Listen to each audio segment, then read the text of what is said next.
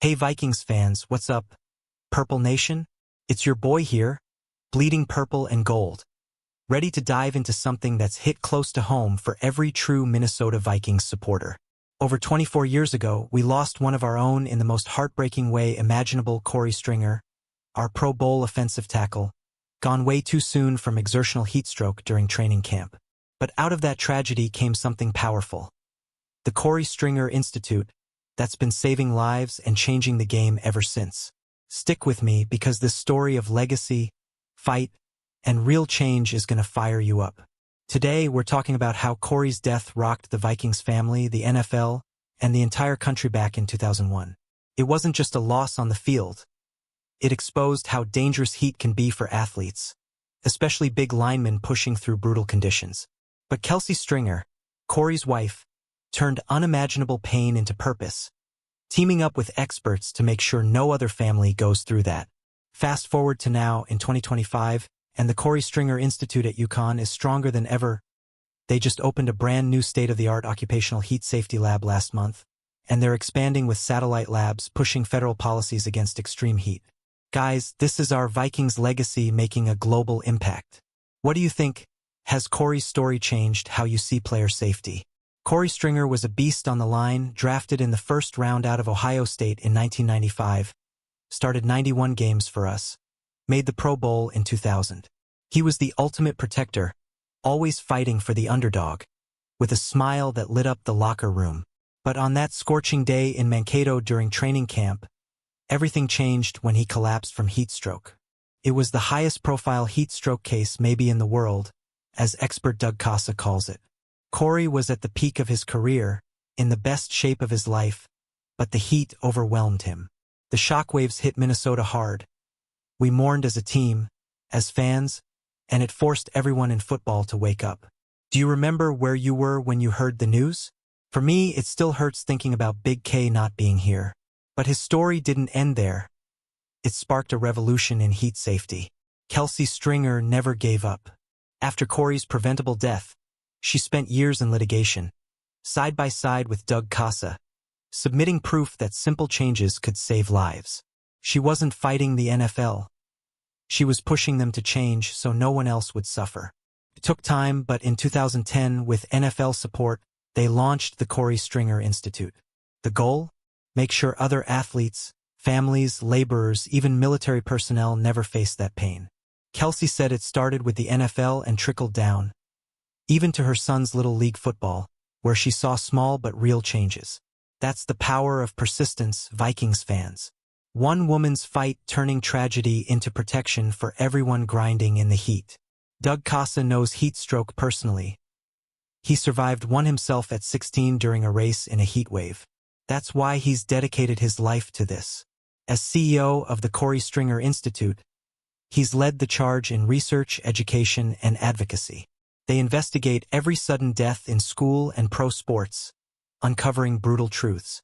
And get this, they've influenced changes to 466 state policies and laws on emergencies like heat stroke, cardiac issues, and head injuries in high school sports.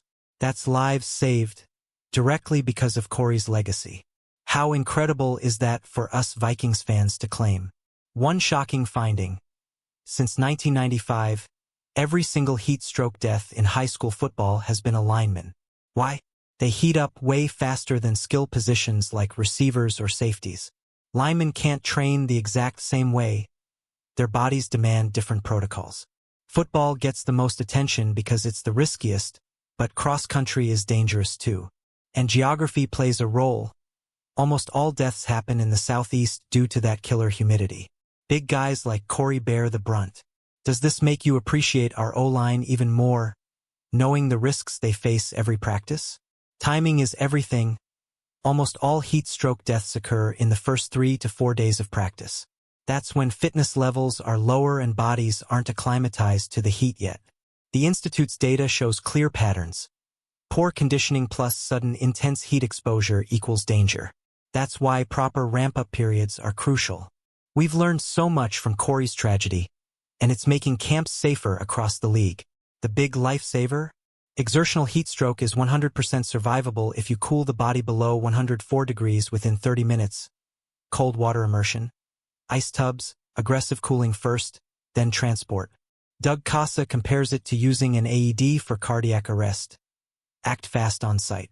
He says anytime you hear of a heat death now, you know they weren't cooled aggressively enough. Simple tools like a $150 tub from Tractor Supply could have changed everything for Korey.